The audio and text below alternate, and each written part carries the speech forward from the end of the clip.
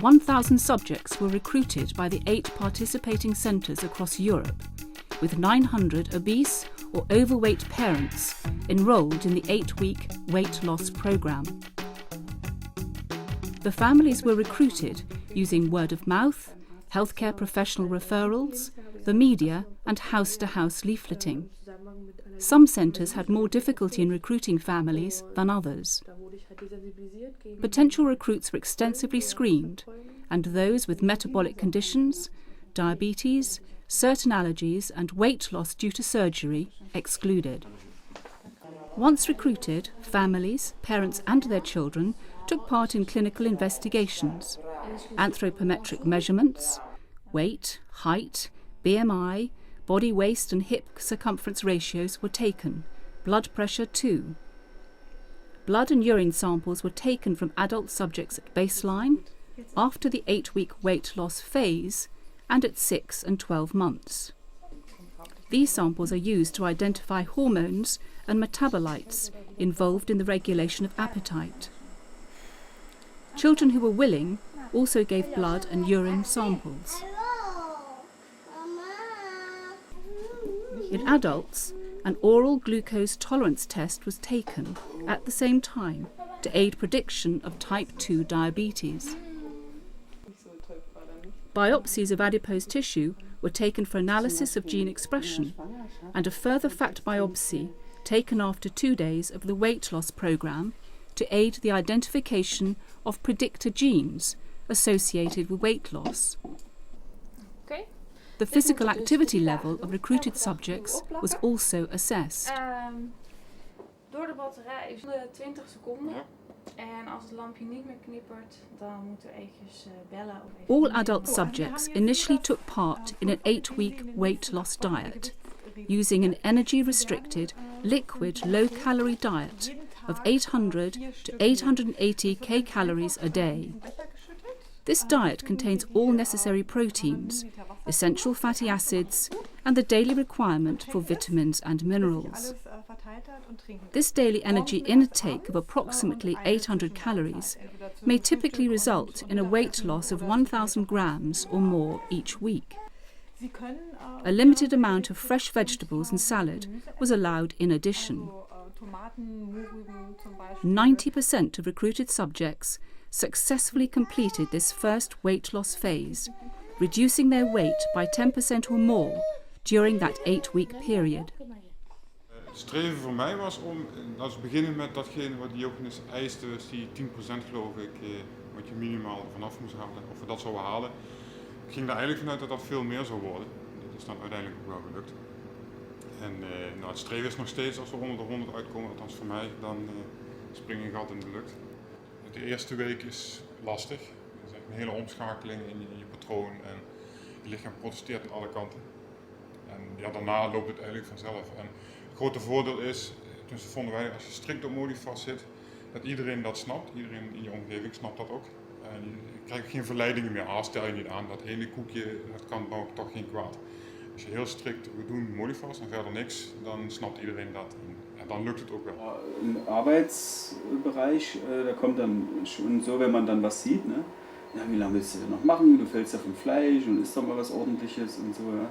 Dann kriegt man schon so ein paar Bemerkungen. Wahrscheinlich aus Neid, ich weiß es niet. Ik moet zeggen, nu is het veel moeilijker. Dat we gestopt zijn met Modifast en weer normaal eten. En dan wordt er vlaai gegeven op werk. En kom, een tweede stukje, iedereen doet toch een tweede stukje. Ja, nee, laten we het toch maar niet doen. Stel je niet aan. Dat soort opmerkingen krijg je nou veel meer als in de Modifast-periode. Nou, wij hoefden op zich daar niet aan mee te doen, maar het was wel soms te merken dat zij wat geïrriteerd waren of zo. Maar nee, voor ons viel het wel mee. En konden gewoon dooreten.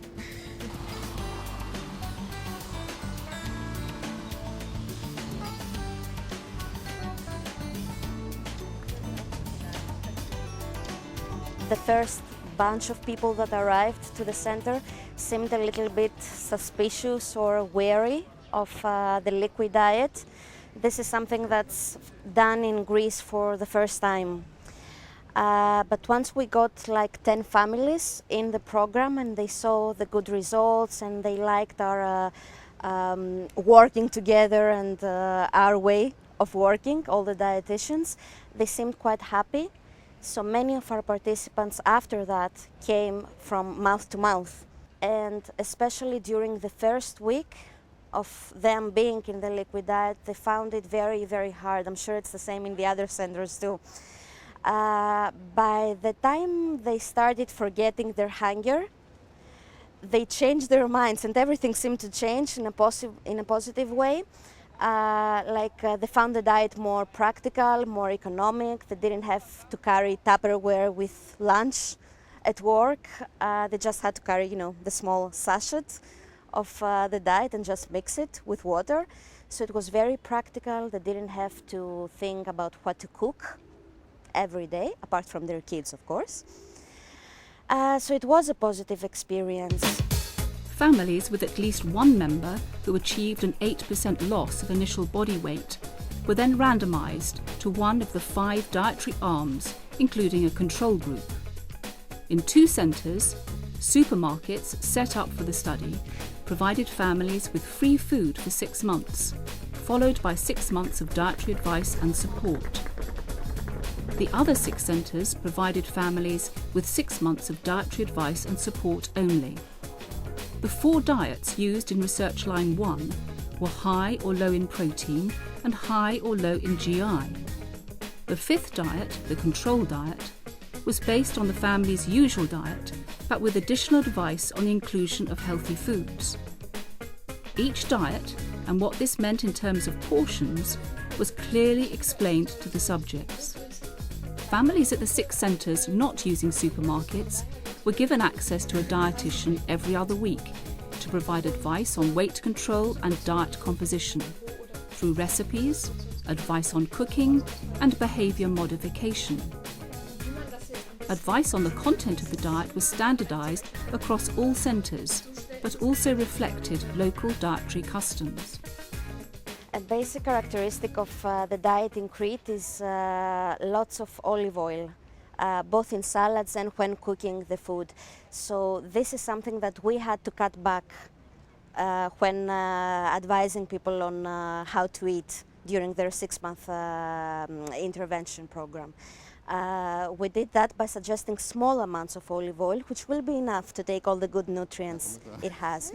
I try to just buy things that are stabilizing my appetite, and what I found really helpful is by stabilizing proteins and carbohydrates, what happens is that I stabilize my appetite for food. So when I sit at the table, I have control of what I eat, and it feels so great. It feels really nice. I want to buy zucchinis, cauliflower, and some broccoli actually.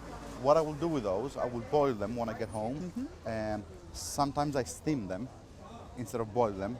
They taste better that way. I put olive oil on top and lemon juice. Okay. And that's what I do. Regarding the GI and the low protein diet, these days the diet in Crete has lots of protein, and especially meat protein.